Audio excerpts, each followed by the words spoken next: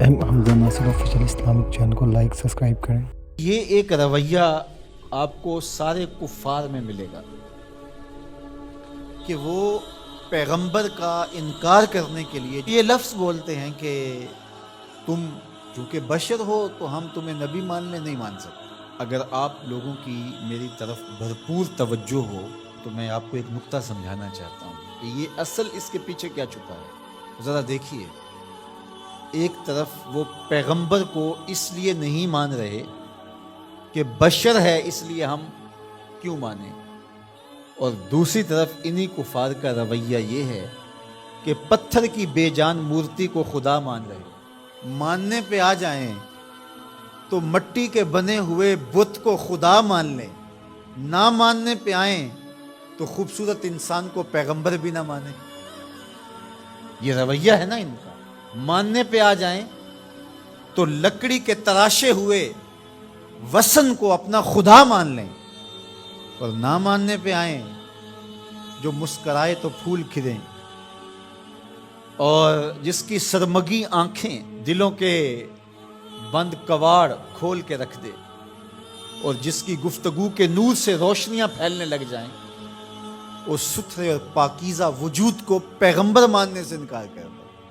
تو یہ کیا بات ہوئی؟ یہ فلسفہ ان کے بیمار ذہن نے تراشا ہے، اس لیے کہ پتھر کی مورتی کو خدا ماننے سے کوئی فرق نہیں پڑتا، ان کے جذبات پر کوئی زد نہیں آتی۔ لکڑ کے بنے ہوئے مجسمے کو خدا ماننے سے ان کو کوئی فرق نہیں پڑتا، کوئی قربانی نہیں دینی پڑتی۔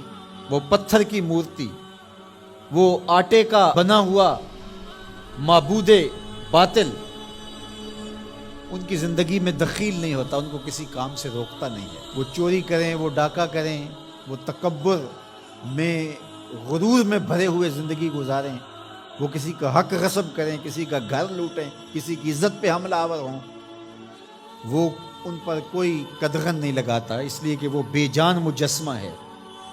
اس لیے اس کو ماننے میں ان کے نفس کو کوئی پرابلم نہیں ہے، اس لیے کہ وہ ان کے نفس پر شاک نہیں ہے۔ اور پیغمبر کو ماننے کا مطلب یہ ہے کہ پھر پیغمبر کی ماننا پڑے گی، اور پھر یہ بری عادتیں چھوڑنا پڑیں گی، اس لیے ان کا نفس مانے ہوتا ہے پیغمبر کو ماننے سے۔ اور اگر آپ کی تھوڑی توجہ اور ہو تو میں ایک اور بات کرنا چاہوں گا کہ نانگے شاہ کو اور ملنگ دھڑنگ کو، سوٹا لگانے والے کو لوگ مان لیتے ہیں اور چکر لگاتے ہیں، اور ایک مسجد کے مولوی کے ساتھ وہ عقیدت نہیں رکھتے۔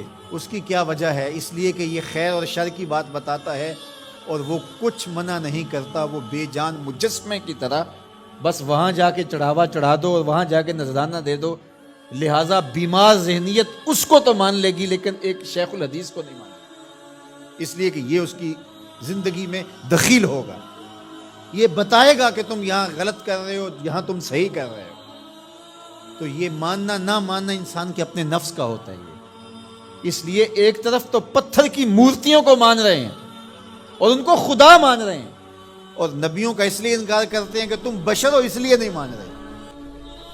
یعنی ہمارا کرائٹیریا یہ ہے، ہمارا معیار یہ ہے کہ ہم جو ہے وہ کسی بشر کو نبی نہیں مان سکتے۔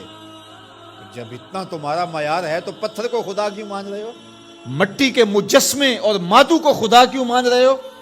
تو اصل پیچھے بیمار ذہنیت ہے، اور وہ یہ کہ اس کو اس لیے مان رہے ہیں کہ وہ ان کی زندگی میں دخیل نہیں ہے، وہ ان کے اعمال پہ قدغن نہیں لگاتا، ان کو خیر اور شر کی تمیز نہیں بتاتا، ان کو برائی سے روکتا نہیں، ان کی بدکاریاں بھی چل رہی ہیں اور ان کے معبود باطل کے سامنے جو ہے وہ سجدے بھی چل رہے ہیں، وہ نہیں روکتا۔ اچھا، ایک بات میں اور کرنا چاہتا ہوں، اور اگر آپ کی وہ توجہ ہو، آج ہمارا رویہ بھی یہ ہو گیا ہے، ہم کہتے ہیں کلمہ بھی چلتا رہے اور باقی بھی زندگی اپنی مرضی کی چلتی رہے۔ یہ بھی ایک قسم کی بت پرستی ہے۔